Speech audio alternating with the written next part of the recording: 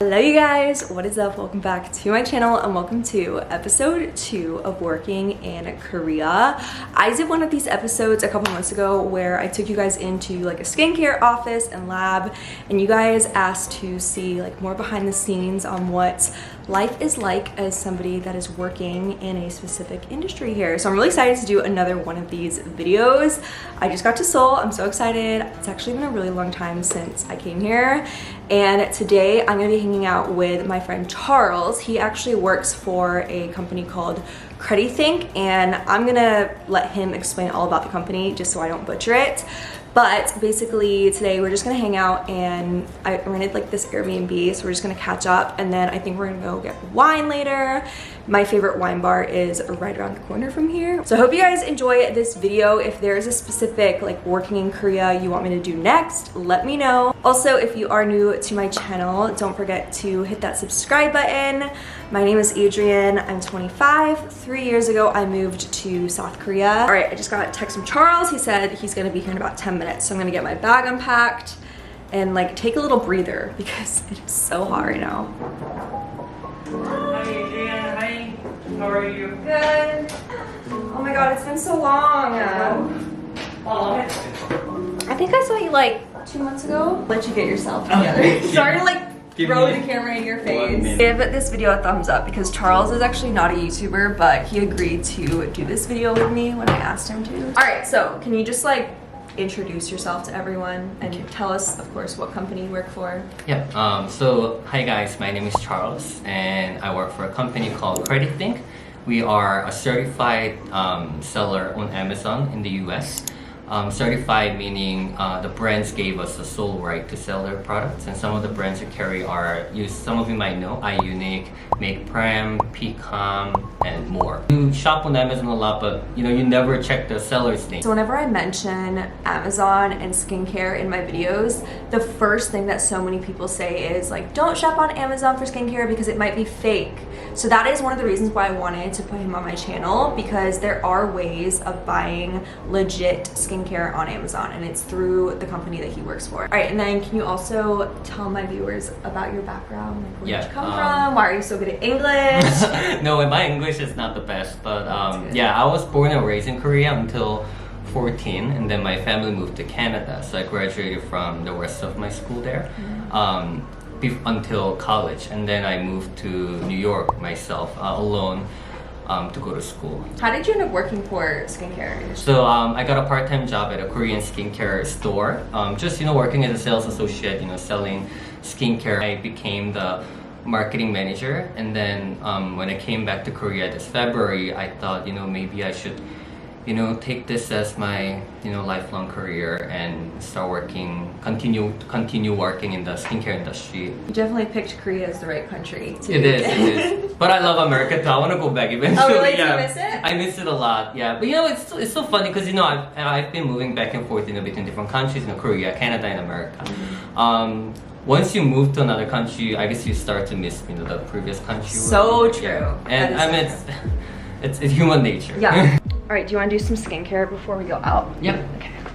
You guys, it is so hot today. So when I came in here, I just washed my face, and I'm gonna put some skincare on and then a little bit of makeup before we go to the wine bar. Oh my gosh, this is gonna feel so good.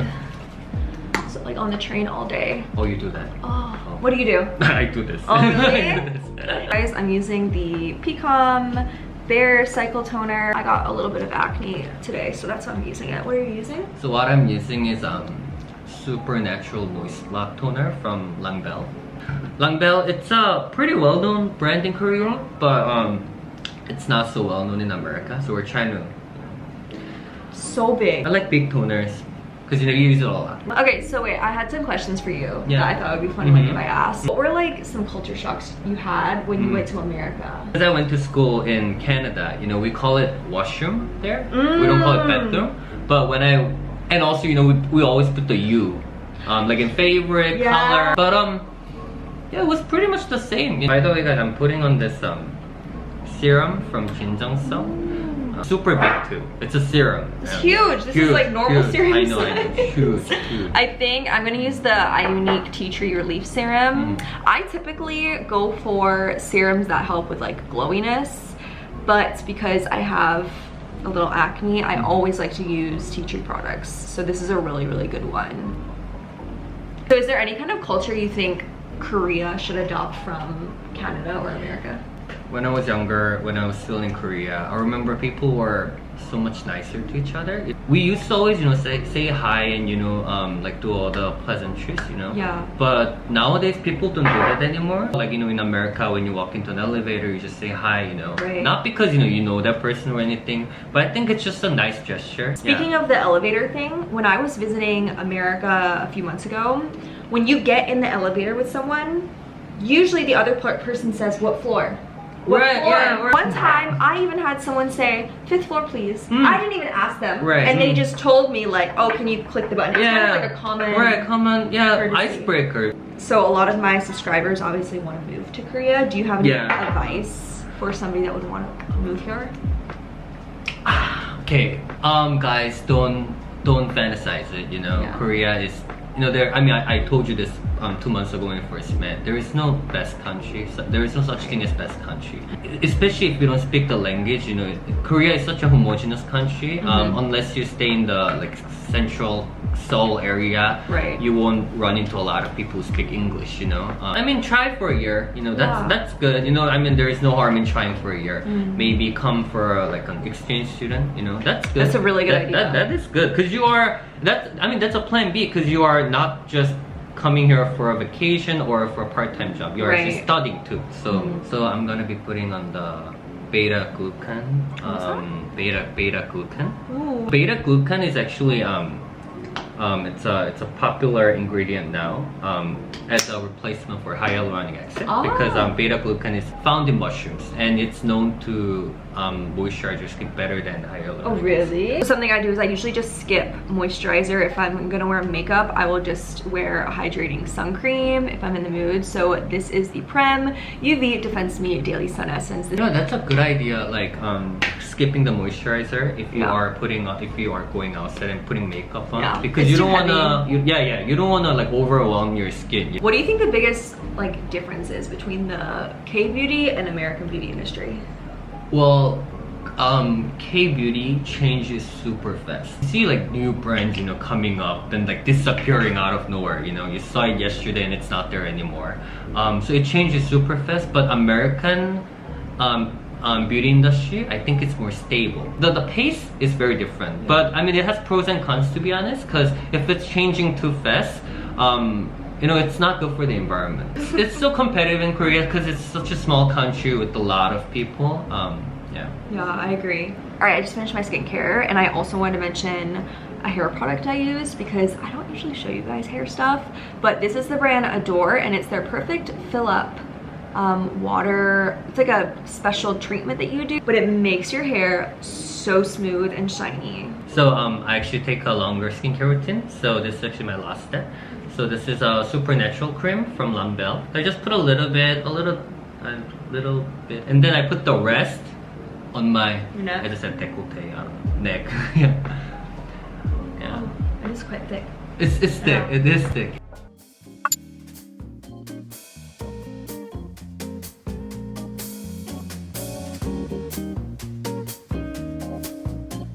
What kind of wine do you? Sparkling, rosé, Can you guess? red, white. Rosé? Yes, I love rosé. Let's get this one. Okay. Yeah, the best selling, and it's not that sweet. Kind of bad. I always see that in here. 감사합니다. Thank you. That's good. Cheers, guys. Cheers. Cheers. Yay. Technically speaking, I'm still at work at this time, and I'm drinking at work. If you guys are living abroad and you have an experience with kind of cultural differences in the workplace, please comment them below, because it's just so interesting how different cultures have kind of different work normalities. For some people that join a Korean company, are there any common problems they face? So fun fact, this is the first Korean company that I work for in Korea. Okay. So I've been hearing a lot, you know, because I've been talking to my friends in Korea too, who've been working in Korea. How, you know, you never get off from work at, you know, on time. You know what I mean? They tell you it's 9 to 5, but you always get off at like 6 or 7 until your supervisor leaves. I do understand that sometimes like stuff comes up and you have to stay longer, but it's also so important to like have that work-life home balance and like get enough rest.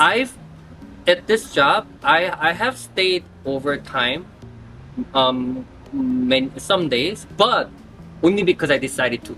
But there are actually a lot of startup companies usually, or even big companies who are trying to take on this new generation culture, you know, where you get off on time. Obviously, you have to do a good job at your work. You know that, that obviously that's the bottom line. You have to do that. I think maybe this whole change will settle down in the next generation, because we are still living or working with our previous generation, you know. So true. So it's unfortunate, but also inevitable. Yeah. What is your favorite thing about working for CrediThink? Number one, is it something that I'm good at? Yeah, that's very important. And number two, do I see myself doing it in the future? And number three, does it have possibilities to improve? And for this one, I think because we are an Amazon seller, so I've been telling Justin, my CEO, too, like in the future, I also wanna like open up my like brand and like sell on Amazon.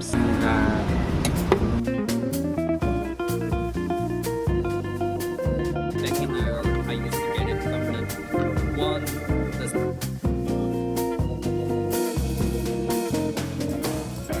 Okay, so I was just talking to Charles and I had asked him about COVID, because like obviously COVID has changed all of our lives, and I was telling him about my story and how my life has changed, and then I asked him, how has COVID changed your life, or like what was something that happened? So can you tell them again? Previously I was mentioning how, you know, I got a part-time job in a skincare store in New York. So our vice president was super anal and super like sensitive about the sales. Yeah, so he was asking me for advices. So I gave him an idea, and then that idea turned into 300% increase in sales. 300%, right. That is huge. Huge. And then we had the biggest, you know, year-end party, you know. You basically saved their company. company. I basically saved the company. And then COVID hit. Retail stores in New York had to shut down. The store had to shut down. But we had a small warehouse behind the store, kept the warehouse open, and we were trying to, you know, find a way to still sell. What he had promised to not just me but everybody in the company was, if you bring an order, if you bring sales, you know, from through your friends or through your family or somebody you know, he promised to give us 30% of the sales. That's so you know? good. Yeah, as an incentive. I think I made about like 15K for during the 2 months. Yeah, because of your idea. Yeah, it was because of my own idea. But that part-time job saved me. So if you don't get out of your comfort zone, I think that's what American people say.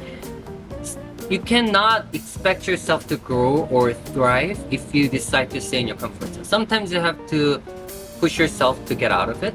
Yeah. So basically, guys, if you are working somewhere and you feel like you have a great idea, but you're scared to like speak up or something, think about what Charles did.